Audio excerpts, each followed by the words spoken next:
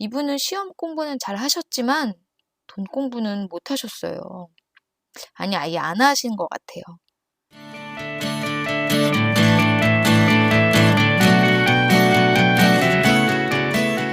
안녕하세요. 파이어에 도전하는 워킹맘 파워맘입니다.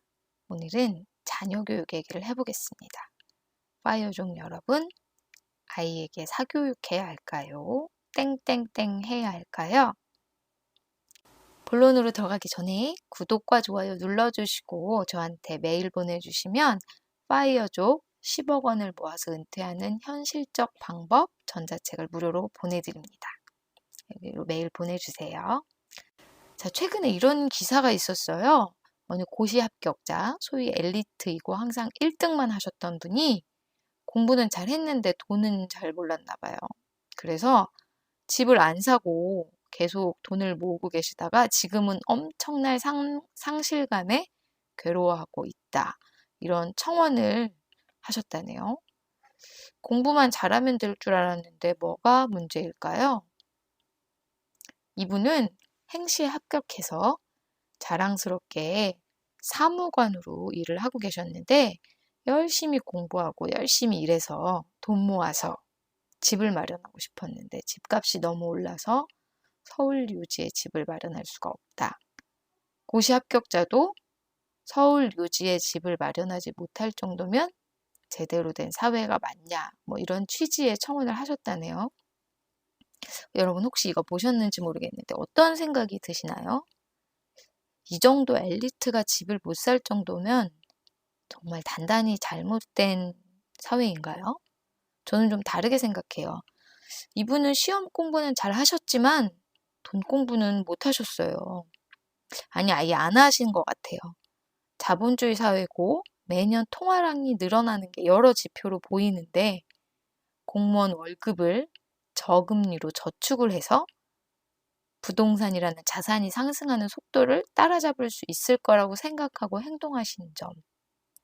돈을 너무 모르는 순진한 대처가 아니었을까 생각이 됩니다. 여러분도 우리나라의 교육열은 진짜 대단해요.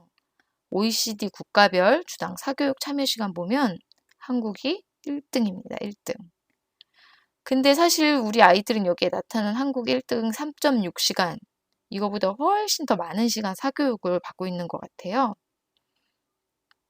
근데 열심히 사교육에 참여도 하고 돈도 많이 쓰는 한국이지만 공부의 영역이 아닌 데서는 어떨까요? 재테크의 영역에서 금융 지식으로는 148개국 중에서 77위라고 하네요.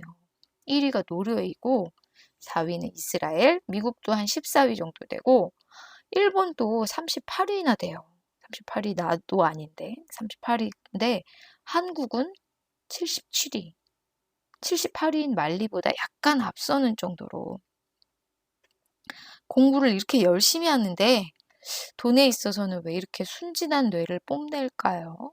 공부만 열심히 하고 돈과 자본주의에 대해서 순수하게 자라나는 우리 아이들이 혹시 커서 아까 그 청원하신 사무관처럼 자본주의에 순진하게 대처하는 건 아닐까 생각하게 됩니다. 자, 여러분. 아직도 여러분의 자녀가 그저 공부나 잘하는 그런 아이로 자라나기를 바라시나요? 파이어족이라면 보다는 돈 공부가 필요하다는 걸 아실 것 같아요, 이제는. 그래서 오늘은 아이의 돈 공부 얘기를 하고 싶습니다. 제가 생각할 때 아이에게 가르쳐야 할 가장 첫 번째는 바로 절약인 것 같아요. 파이어족으로 살아가려면 일단 알뜰함은 기본이잖아요. 우리 아이들 역시 돈의 중요성, 그 다음에 필요한 것에 꼭 써야 하는 절약 정신을 먼저 배워야 한다고 생각하는데요. 경우는 일단 저희 아이가 뭔가 사고 싶다고 얘기를 하면 종이에 적어놓고 며칠 동안 한번 생각해 보라고 합니다. 꼭 필요한 물건이면 며칠 후에도 사야겠지만 대부분의 경우 아이는 그 물건에 대해서 잊어버려요. 그리고 아니면 잊어버리지 않더라도 적어놓고 보다 보면 결국은 필요하지 않은 물건이네, 이런 결론을 주로 내리게 되더라고요. 그래서 갖고 싶은 물건이 있다고, 사고 싶다고 조른다고 무조건 사줄 게 아니라 아이가 혼자서 생각해 볼 시간을 좀 주는 거, 절약의 첫걸음이 될 수 있을 것 같아요. 실제로 가르치는 건 소득의 중요성입니다. 아이들이 물론 당장 돈을 벌 수 있는 건 아니에요.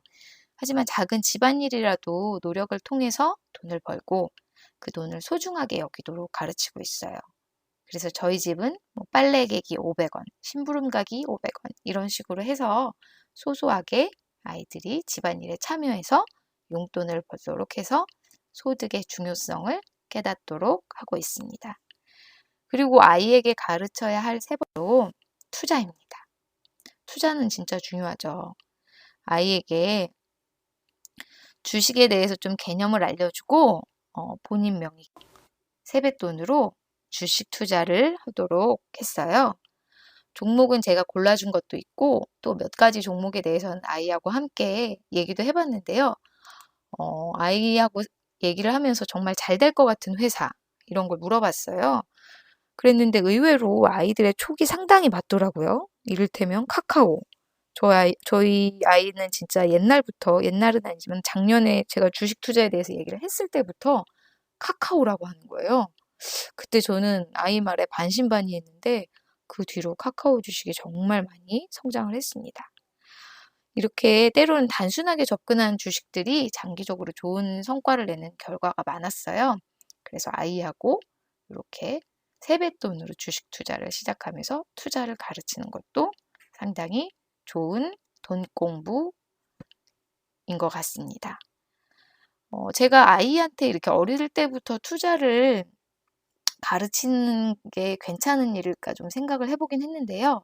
아이가 어렸을 때부터 투자를 공부해서 본인이 어느 정도 자본을 통제할 수 있다는 자신감이 있게 되면 원하는 일을 할 수 있고 하고 싶은 공부를 할 수 있겠다는 생각이 들더라고요.